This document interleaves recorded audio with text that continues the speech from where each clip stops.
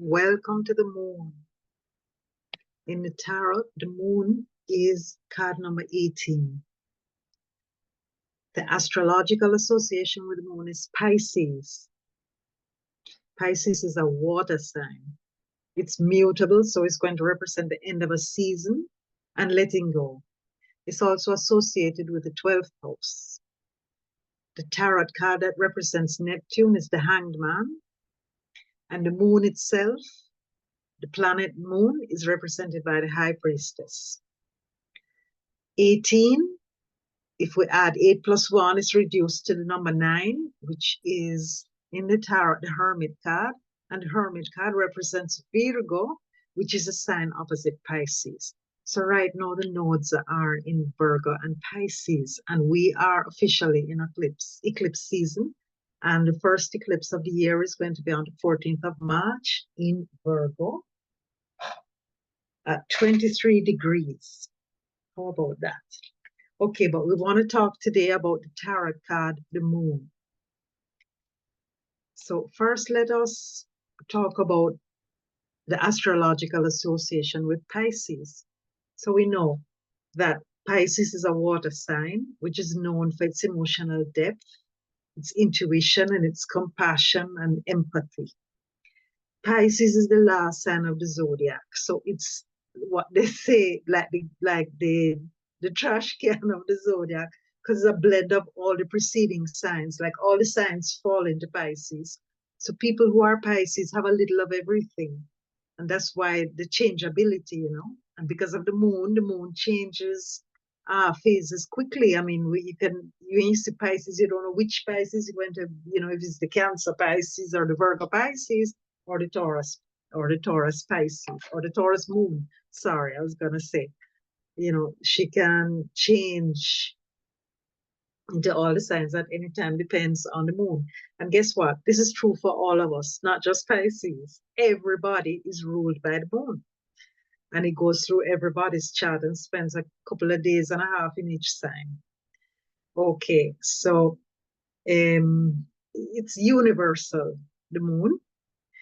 And this card, the Pisces is ruled by Neptune. And Neptune represents the planet of dreams, illusions, spirituality, the other side, the parallel world. It represents the soul. And it represents unconditional love. The moon is things that we cannot see, but we know that are there, like love. So the characteristics of Pisces would be they're highly sensitive, they're empathetic, imaginative, they're creative, and they're spiritually inclined. But Pisces can be prone to escapism and idealism because they live in a world that's the world of Saturn, which is very harsh. Reality is very harsh, and sometimes we need to have a little escape, because if not, if all we had was Saturn and we didn't have a little movie to watch here and there or music to listen to, we wouldn't make it. Let's just say, So Pisces has a strong connection to the arts and the healing professions because it also rules the movies. It rules theater and, glamour, Hollywood. Okay, now let's talk a little about the 12th house, because Pisces, tarot and astrology they blend together so well. So whether you're doing tarot, you're doing astrology, or you're blending the two, it's good to know these things. Let's talk about the 12th house. The 12th house is a house of the unconscious. It represents hidden influences, secrets, and the realm beyond the visible world. Like we said, it's on the other side of the veil.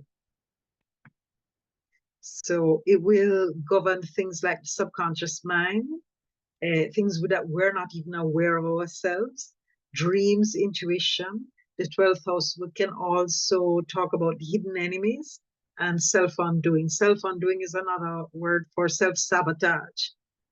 But it's where we learn about the soul. It's a house of spirituality and evolution, where we can transcend, go higher.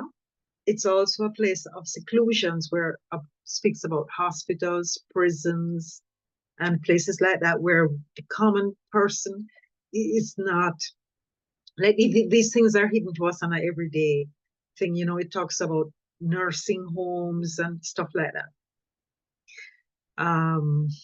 So 12th house could represent areas of life where we feel vulnerable because we're going to encounter hidden forces, things that we can't see. It's talking about dreams, right? And it can indicate a strong connection to the spiritual or the mystical world. It could highlight tendencies toward escapism or self-sacrifice. Like if you have anything to do with past life, it may be that, you know, if you have a node here in your south node, it could be that you lived a kind of life in a monastery, or you were a monk or a nun, you know, where you were just praying all day. So the house is associated with acts of service as well, and of, like we said, compassion. So Pisces and the 12th house have a strong affinity. They are not the same. It's just that Pisces rules over that house because they share a lot of traits, because both represent the realm of the intangible, the emotional, the spiritual. And so the 12th house amplifies everything to do with qualities of water. So it speaks about, since it's spiritual, it will speak about heightened intuition, psychic abilities, clairvoyance, and all the different, you know, we're talking about palm readers, star readers, astrology, and mediums and seances and all those mysterious things. So Pisces and the 12th house has a strong desire to connect with something greater than oneself. And that could be God, it could be the soul, it could be source, whatever you want to call it, whatever religion, whatever spirituality, right? All roads lead to Rome. So we just want to connect with something greater than ourselves. So we have a belief, right? That's where basically we get Jupiter, which was the classical ruler of Pisces. Now it's Neptune, but we still consider it, no? So in the 12th house, there's a potential deep emotional sensitivity and vulnerability. So both Pisces and the 12th house will point to our inner world, where we realize and we recognize that we're all connected. That's why we speak about unconditional love in Pisces. Okay, so we've spoken about the astrological part. Now let us get into the tarot part.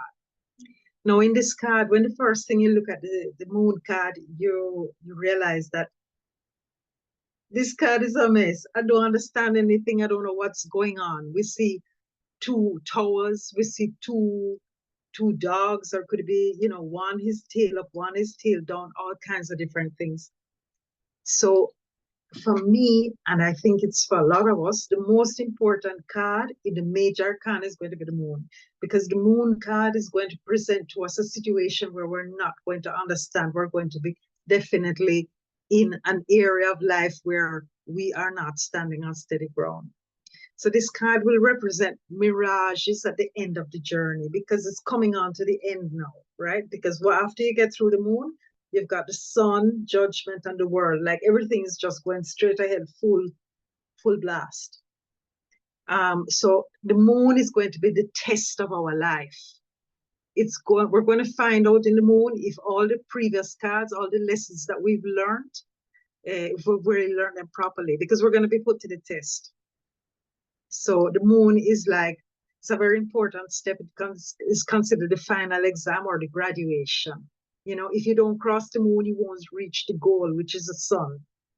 And the sun is the last number one, because in these 22 cards, let's call it 21 because the fool doesn't have a number. We're going to be faced with three different beginnings. The first beginning is the magician, number one. The second beginning is the Wheel of Fortune, because it's a number 10, so we take out the 0. And then we come to number 19, which is 9 plus 1, which is another 10. We take out the 0. So we get the last chance to be the magician, you know? So at this point in your graduation, you come to the final exam and you're faced with all the things that you've learned, but you're in a place where you can't resort to your notes. You're doing the PSEU, right? You're doing your final exam, what you call it, Cambridge exams, and your GCE, and General Common Entrance exam, right? To see if you're going to or get into high school, or if you pass the exams, the Cambridge exams.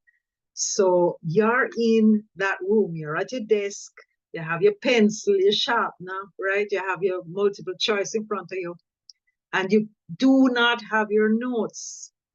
You're scared AF. And the only thing that is going to help you is the things that you have learned. So there's got to be in your mind, they got to be in your body, they got to be inside of you. You have to have learned them by memory or just learned exactly what they meant, right? One or the other. So you're in a place where you can't resort to your notes. In the moon, you see something that is not there. You don't know if it's your imagination, it could be your intuition. It's whatever occurs to you, and you have no other resources than what you have on, right? So you may have on the clothes that the school uniform. If you're at the beach, you have on your bathing suit. You do not have your toolbox. You do not have your notes, right? In this card, there are no people. It's the two dogs. And look what look like a lobster in this card. In other cards, you might see it as a crab. I hope that. There we go. We're seeing the full thing a little better now. So the dog's gonna represent our instincts, right? The real actor in this card is a crab. It's clearly the crab. The crab is coming out of a body of water. The body of water represents our unconscious, right? And when we're in somewhere where we don't understand and where we don't have our tools, we get a little scared, we get a little afraid, right? And because we're confused, it is definitely the most confusing card. So this crab now, he belongs to both realities. He belongs to land, he belongs to water. But he can't be separated from one or the other. He goes in and out. So we go in and out of realities. As we know, when we're dreaming, we're in and out of reality. And the duality is that we're either in our reasonable mind or we're in our emotions. We're either logical or we're emotional or irrational. We're either in the sky or on the earth. You know, we see two towers, one of them, and they're different. One of them has a covering, the other does not. The dogs have one tail going up, one going down. We have the sun and the moon together. The moon is blocking the sun when it's eclipse. So we have day and night, right? And we have some clouds up in the sky. And so we don't know what's going on, right? So the sun is considered clarity. So the moon is confusion. So when the moon is covering the sun, we have an eclipse. So we do not know what's going on. Our day has become night. Our life has turned upside down. Eclipses are coming, you know. And let's talk about the crabs now. Crabs move forward by moving sideways, right? And so it's like when you're in a boat. Let's talk about when you're in a boat. You're in a boat and you have your oars and you're rowing. You're moving towards the future, but you're only looking at the past. So you're distancing yourself from the past, but the only thing you can see is your past. So when you're rowing in this little rowboat all alone in the water, just like you see on Neptune or Terra, we feel that we're not moving ahead at all. We can't see where we're going, right? And we have to be careful that the boat doesn't capsize. So what's going on in our life? We're not sure what's going on. You know, is day has become night, so we're all confused, and it's a mental situation, cause a lot of anguish.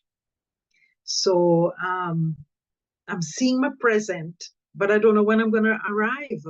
You know, I'm heading towards the future, but I don't know when I'm gonna arrive. All I'm seeing is the past. There's confusion, but I know that I'm not confused. I'm just scared because I don't know where I'm heading. So we can be disoriented in the moon. Who is disoriented in the moon? The fool. Because when you're in the moon, you need to have the hermit. But we'll talk about that when the time comes.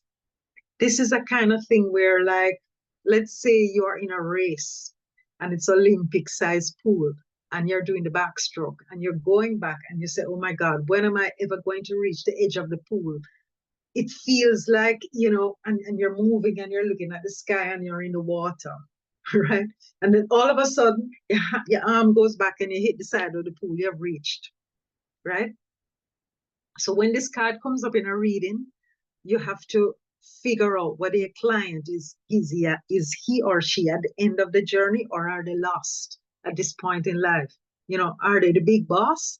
And or are they in the dark night of the soul? And the normal thing is they're probably in the dark night of the soul, because when somebody's in the moon and they know that they're in the moon, then they know that it's an eclipse, and an eclipse is not going to last forever. But when you're in it, you feel like it's going to last forever. Eclipse will last minutes, 5 to 6 minutes, or maybe half an hour at the most, right? So the card represents confusion. There is a mirage. I don't know anything about anything. I don't know where I'm going.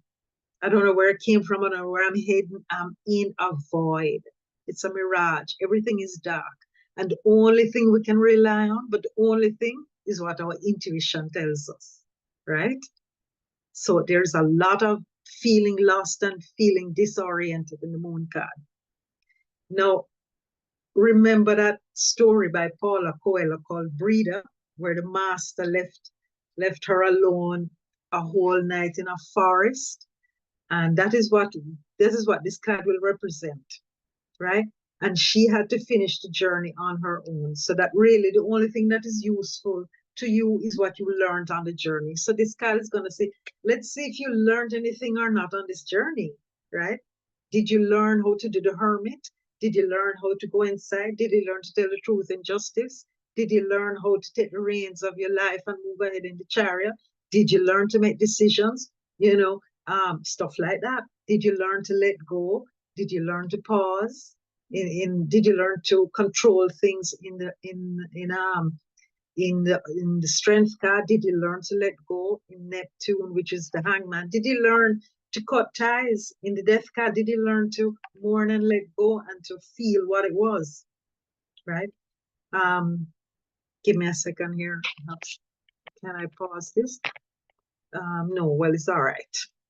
Hold on. Let me just finish up this part. We'll probably have to do a part 2. So whatever it is, the only thing that's useful to you is what you learned. And where is what you learned? It's in your body and in nowhere else.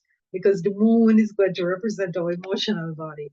So we're in a place where we're facing the dangers of the night. What are the dangers of the night? Our nightmares, our ghosts, our fears, our pain, our unconscious appears to us when we start getting scared about the future.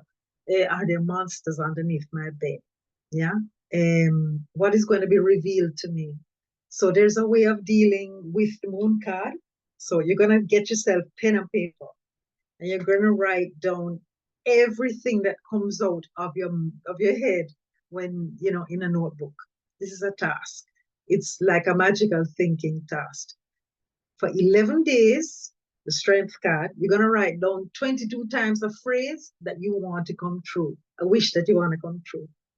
So write down every day for 11 days, write 22 times what that wish is. And then every day tear up the paper, right? That is an exercise that's used to clear out your unconscious. That's the exercise that was given to us when we were learning tarot. So your unconscious comes out the water. It's an eclipse. Eclipses don't last very long. How long do they last? You know, a little while. The sun and moon come together, and there is a complete union. So it's the luminous part of the union. The end of the journey, it's over. The dark part of the card is, this is a long and eternal journey. I don't know when I'm going to come out of this.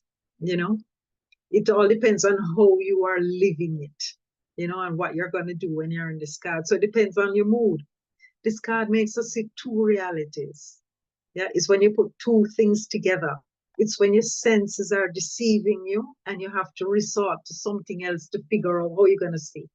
So new realities appear. We see reflections of ourselves. We're not sure if this is us or not. And we feel that we just can't be guided by our senses because everything is changing all the time. You know, how many times do you hear a door open and there's the door open and the door is completely closed?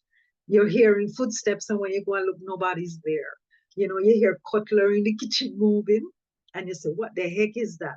So there's very little clarity here. You're scared, right? You have to be guided by your past, by experience, right? So you go and you check your reality. So the moon is on an imaginary creation of the mind, where it's a card that will bring up fear, terror, conspiracy. We might feel inspired for a time and then we get scared. Are we lost in the night or not? Right? I see all my the characters coming out, all my different personalities coming out to conspire against me. All the things that I did, because the moon is a card of memory, it will bring up some things of the past as well. So it's a situation that wears me out, takes a lot of energy, it exhausts me. It's very tiring. It's like being in the devil card. Well, here's the moon, and you hear all those things outside.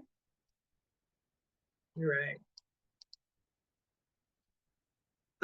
So there's tears in this card, these drops that are coming from the moon, but they are actually heading upwards. So this is a situation that takes energy from me, like the moon is sucking all my energy. The only thing I have to guide me is my instincts, these two dogs. This card is the big test. It's gonna say, do you really know what you learned? Yeah, this is the final meaning of the card. Do you know where you are? It's time to wake up. Yeah, you're walking in the night, guided by your instincts. It's kind of like an initiation, right? It's the union of the emotional, the mental body together. You are, in effect, guided by your dreams. It's like dark life at night. It's the unconscious. You're completely asleep, right? That's why they say the next card, the sun is going to awaken, or in the judgment card, we call it the great awakening. So your dream world calls out to you, and you're scared as anything to face this reality, and you feel that no one is going to show up for you. Okay, we're going to have to do this in several parts. Just give me a sec here. I mean, if I can just... Okay, and so this situation is similar to a period of mourning, we could say. There's so much information in this card, so when it comes up in a reading, you will have to feel into what the person is going through. Anyway, so here's an example. Let us say the boy or girl of your dreams left, yeah, or the man or the woman. You cannot do anything else but the past. All I can do is the past. Thinking. Yeah. So you're in this boat and you're looking at the past and you're trying to move towards the future. And then all of a sudden the boat crashes. And when you turn around, you see them. So no, it's like, and they say to you, hello. And you think, oh my God, I haven't reached, or have I reached? This is my future, this is my past, what's going on? And so it's a test. You're supposed to keep going. You'll get there. When? Soon. You'll know when you get there. And when you get there and you get to the clarity and you're out of the moon and the person is still there, then you know that they're supposed to be there. So all the tribulation or somebody else is going to be there, or nobody's going to be there, but you'll find yourself. So all the tribulations have already passed, the other side of this card is you're much further ahead than you think you are. Don't stop rowing the boat. Keep going. You're about to arrive. The sun will come out tomorrow. Time is very short. Eclipses very quickly. Don't stress it. Don't fret it. You have to tell your client. So this is a card that in the meantime, it talks about deception, right? You feel like you're going crazy, like it's like self-deception too. It's when you're having these doubts and 1 minute yes, the other minute no, and then every day it just keeps changing. It's total confusion. Now this card, it brings a lot of anxiety and a lot of uncertainty and a lot of confusion, right? If you don't continue your journey, everything that you've done before is just wasted. Are you going to go back to this person that was, what are you going to do? Are you going to start over? Then you have to go back to the Fool card. You're going to have to go back to the Fool card and start over, right? There is no other way, right? Considering if the other person is ready to start over, because you can't, this is not a starting point, the moon. If you start out a relationship in the moon, no. All right, you're going to have to go back to the High Priestess. So there's a certain urgency with this card, because You're facing everything that you always wanted. You want to pass this test. It's like an initiation. It's going to a new path. You want to know if you can trust this person or not. Is this person, like this is a card that comes up when in a love reading. Are they the ones, more than likely, this card is saying this is the person that you've waited for your whole life. Are you going to believe it or not? So there are hidden truths that need to be discovered in this card. So the towers in this card are talking to you about, it's a very important card. All the constructions that you've built up, were they illusory or were they real? One realizes this at the end of the journey. And you say to yourself, what was it all about? When you have the things that you want, when you've achieved everything you want, there's nothing more objective than to realize it was just an eclipse moment. This card puts us in touch with reality. Now that you have everything that you ever wanted, are you sure this is what you want? You still want something more, or are you happy with what you have? So this card is a card of insomnia. It makes a lot of echo with the Nine of Swords, right? So there's a lot of things we're going to say about this card. We're going to talk about love, about health, about money, and all of those things. Where am I? I'm going to have to bookmark. All right, so in the moon, it's like the dark side, it's like the shadow side. When I don't read reverse cards, but if you're looking at the dark side or the shadow side of the moon, it's when all I'm seeing is my shadow. My life is guided directly by the night. I cannot have clarity. I'm permanently a victim. I'm permanently dreaming and escaping, and I'm drinking or I'm drugging or whatever it is. I just cannot live with my feet 2 feet on the ground.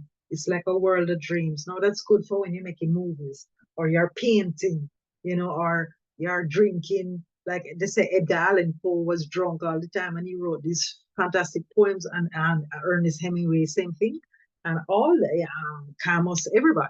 So in this card, you're scared to death. You don't want to confront reality, right? And so you're like the fool gets lost in the moon. He doesn't know that the key to all of this is how he's feeling in his body. Because when you feel uncomfortable in your body, it means that there's some dishonesty in some place. When you go to meet with people and all of a sudden you feel uncomfortable because there's something that's dishonest, right? And it's uncomfortable. You feel uncomfortable when you have to be something that you're not. Yeah. And but if you are being honest, then you recognize that you're uncomfortable and you control yourself, right? So you're being honest with yourself. I feel uncomfortable, but I'm going to do something about it, right?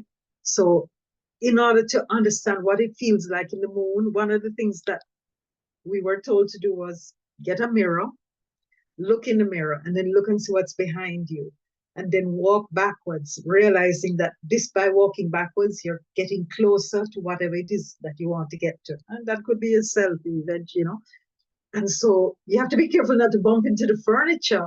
So you're actually seeing, but it's like a mirror. So they say in Spanish, espejismos. So it's like your life is a mirror that's being reflected back to you, and you have to advance. But by getting there, you can only guide yourself by what's in the mirror. So a lot of moon cards are going to show you the mirror, right? And so you have to learn to do things also with your eyes closed. Spend a whole afternoon blindfolded in order to find out that you have recourse to nothing, right? Live for 10 minutes what a blind person is living. How many things pass through your mind? How many things do you imagine? What are the images that come up in your third eye?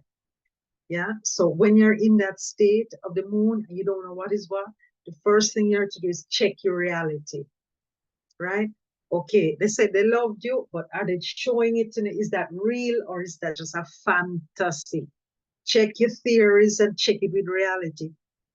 I'm feeling this, but is what I'm feeling real? Am I really there or am I here? So the biggest mirage is when your theory doesn't match up to reality. And you say to yourself, well, that's too bad for reality because I feel that it is so. So then you know that you're having a problem. You're confusing your dreams with reality. So here's the thing now. Here's the job. Do something with your eyes closed, right? You're cooking, can you measure 3 grams of salt? You can't weigh the salt. You just have to know what it is. And how are you going to know how much is the right amount of salt? Because you've done it for your whole life. You have to know what it is, right? You could lose your sight tomorrow. When you water in the yard, water with your eyes closed. You wash in your car, do it with your eyes closed. If you're with your partner, make love with your eyes closed, right? You have to know where everything is. If you are dating, both of you put on a blindfold.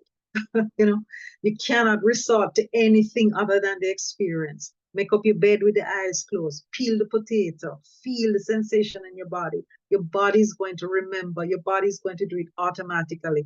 What does it feel like to peel an apple, to peel a pear, right? It's night. There is no full moon. It's dark and it's cloudy. And you have to go by just, your senses are they're going to bloom all over. So everything we're imagining, yeah? And so this is what the moon is like. You don't know what's going on. You feel thirsty, you drink water. I'm thirsty, drink water. I'm thirsty, drink water. You're not thirsty. The truth is you probably have diabetes. There's your body's trying to tell you something, right? The same thing with food. I'm hungry, I eat. I'm still hungry, I continue to eat. No, it's not hungry that you have. You're not hungry, you're anxious. You need to satisfy. There's some need that needs to be satisfied, but it's not food.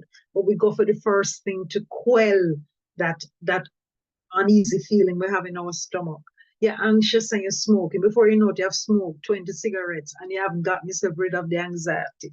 It's not anxiety that you have, it's a desire, So this is how it is. That's the argument that we want to use when we want to manipulate other people. We say, well, that's just how I am and I'm not changing, or this is my reality. So if, whatever, reality is not adhering to my standards. So then you know that you're not on the right track, because what's real has to be real for somebody else. If it's just real for you, then you're in the fool card. So the moon puts us in touch with what's real and what's objective. We can say this is a table. Both of us agree it's a table, then it's real, right? So check your theories with reality. That's what we're going to do. We're going to go on for a few more minutes, and then I'm going to cut this video. Looks like I'm going to have to do a double part 2. So, that's what we're meaning when we're talking about the moon. All right, then. I hope this was interesting, and I hope I was able to make you feel uncomfortable in a dark night of the soul and not knowing what's going to happen. So every time you feel uncomfortable, it means that you're being dishonest with some part of you, and your body is going to show. You need to learn to control those bodily functions, I'm telling you. Because if we were really being honest, so we have to kind of hide that. All right, see you in part 2.